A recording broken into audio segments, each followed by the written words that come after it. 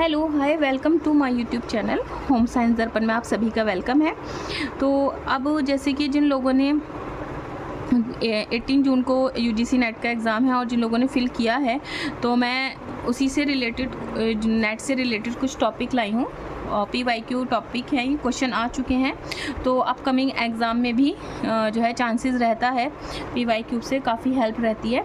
तो जैसे कि अब आप सभी लोगों को पता है कि जो अब एग्ज़ाम होगा वो ऑफलाइन मोड में होगा, तो हमें जो ऑफ़लाइन पेपर्स दिए हैं उनको ज़रूर देख लेना है।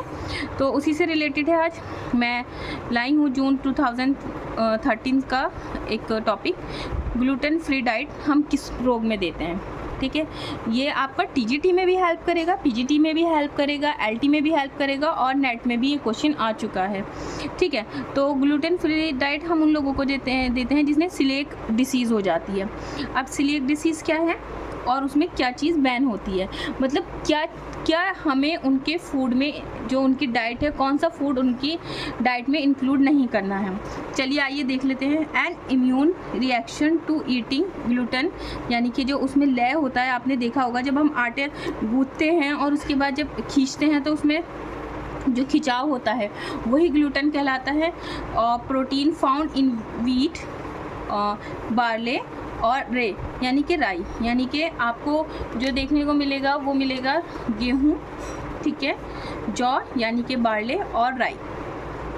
ठीक है, over time the immune reaction to eating gluten creates inflammation that damage the small intestine. अच्छा, जो ये रोग होता है वो स्मॉल इंटेस्टाइन में देखने को मिलता है।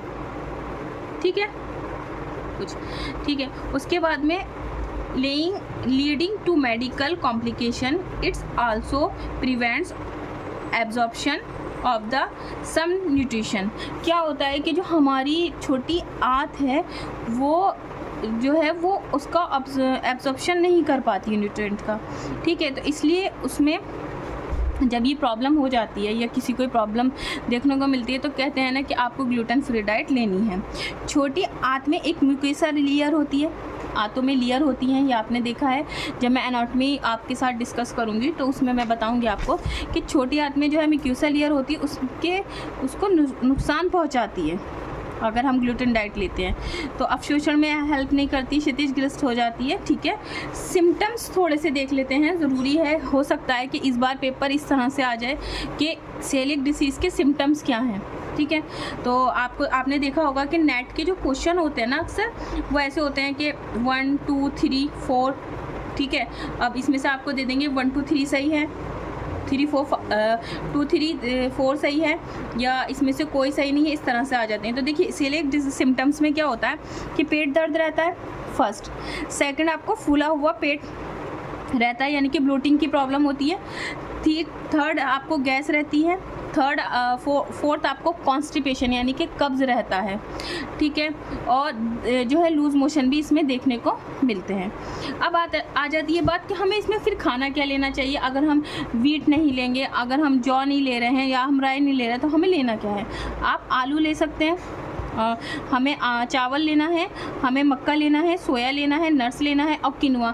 आपने देखा भी होगा इस टाइम बहुत तेज़ी से जो एक किनुआ है, कुछ जो है वो जो गेहूं का दलिया होता है, आपने देखा है दलिया होता है, उसी के जैसा होता है किनुआ। तो ये किनुआ है, बीन्स ले सकते हैं और आप सब्जियां ले सकते हैं। ठीक है, तो ये आपका हो गया सीलिएक डिसीज़। तो आपको ये वीडियो कैसी लगी, क्या इस तरह की वीडियो मुझे कंटिन्यू रखनी है एग्ज़ाम तक, ज़रूर बताइएगा। Thank you so much for watching video.